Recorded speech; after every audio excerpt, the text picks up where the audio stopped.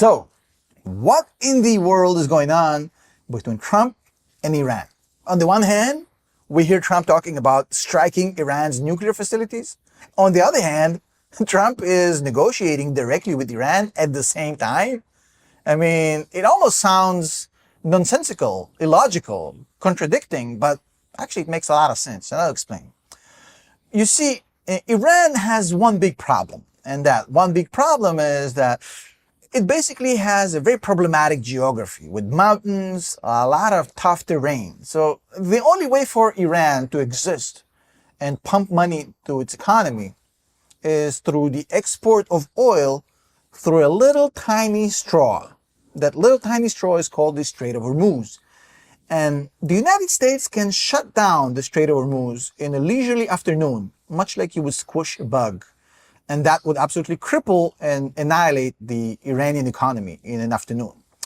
And the Iranians are well aware of that. That's why they developed all these proxies away from Iran to try and push the battle away. So kind of to push the focal point away from the Strait of Hormuz. But right now, things are becoming a little bit different because the U.S. right now is not the same country they saw in front of them just 15 years ago, because right now the U.S. is sitting there as the world's #1 producer of oil and gas. We can, supply energy endlessly, independently, without any need to police the Gulf anymore, like the U.S. used to do back in the day.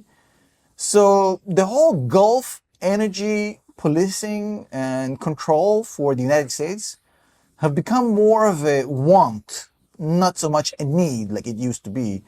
And different administrations had different approaches to this. On the one hand, we have Biden and his team who took a completely passive approach to this and basically said, whatever. On the other hand, Trump is a lot more transactional in nature, right? He's looking for a deal to get the best out of the situation for the United States and the interests. So the offer right now that Trump is going to put to the table for the Iranians to consider is, number one, stop enriching uranium, right? Stop your race to the nuke. Stop your proxy war in the Middle East. Stop with Hezbollah, stop with the Houthis and all that stuff. And open up your nuclear facilities for inspection. If you do that, we're going to give you a carrot. That carrot is going to be reduction of sanctions. It's going to get some dollars into the economy. We're going to allow for foreign direct investments in your economy. That's going to pump up your economy again. We're going to add some legitimacy to your name, which would allow other countries to trade with you, which again will strengthen your economy. And if you guys refuse, well, we can literally light it up in one afternoon and kill your economy. And that's a very, very tough offer to refuse, and sounds a lot like the Godfather offer. An offer it's going to be very hard to refuse. Now, Iran right now is probably months away from a nuke. They've been working hard at it, and since no inspections, no oversight over the past few years, basically allowed Iran to race towards a nuke. Now, the facilities in which they develop these nukes are way, way, way underground. It's a massive bunker, but not one that is impenetrable, which basically allows Iran to buy some time, but not immunity. And that's important, right? Because if you think about a fleet of B-2 bombers and some Israeli F-35s, well, they can eat it up in a few hours.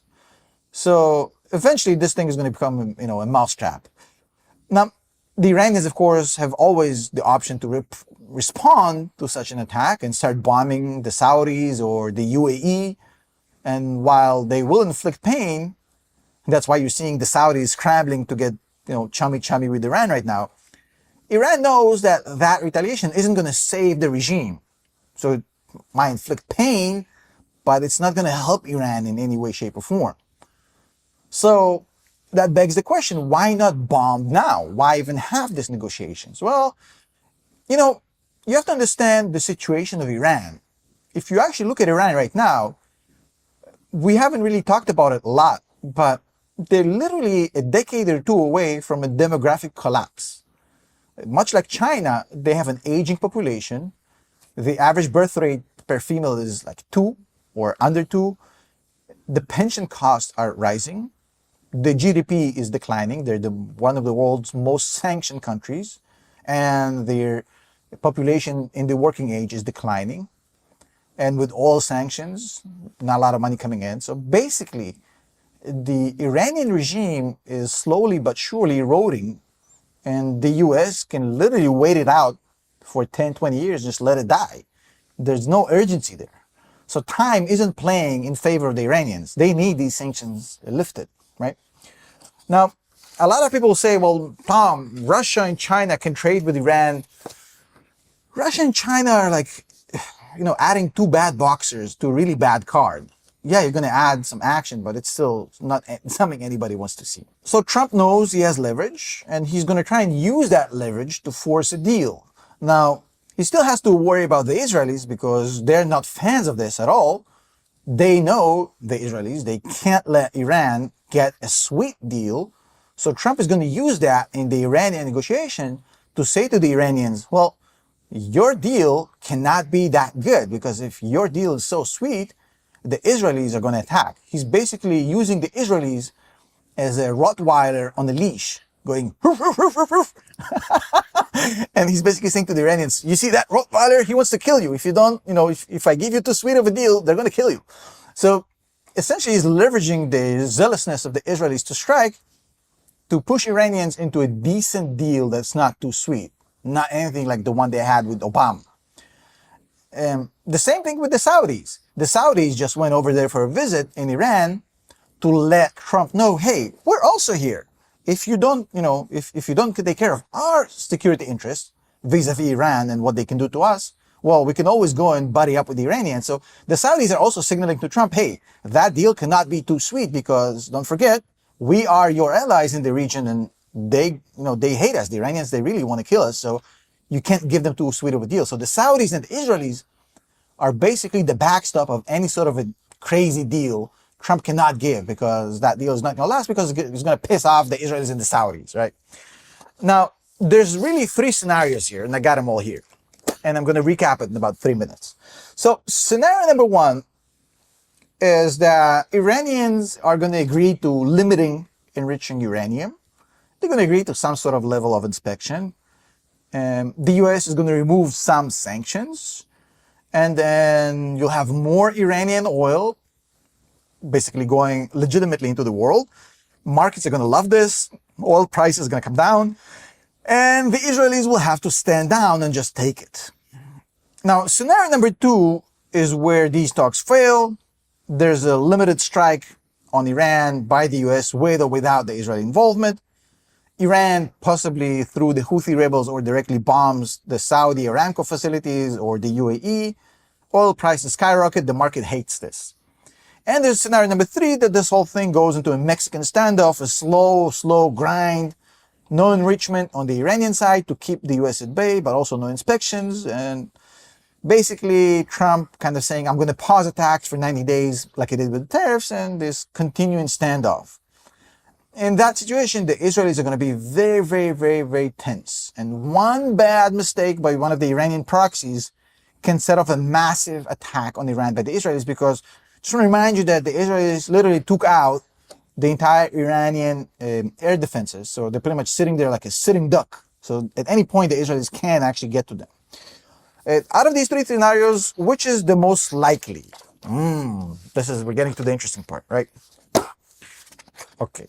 So, Iran knows it cannot possibly win a head-to-head collision with the United States. The Russians cannot help Iran. They couldn't help Bashar against the rebels in Syria. They can't help Iran.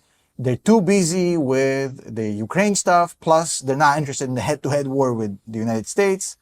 So the Iranians will look for a compromise, but a compromise that will allow them to save face, and one that will allow Trump to avoid another war in the Middle East and yet show some achievements, and also to kind of satisfy the desire of the Saudis and the Israelis to not let Iran get away with it. The United States gets quiet in the Middle East.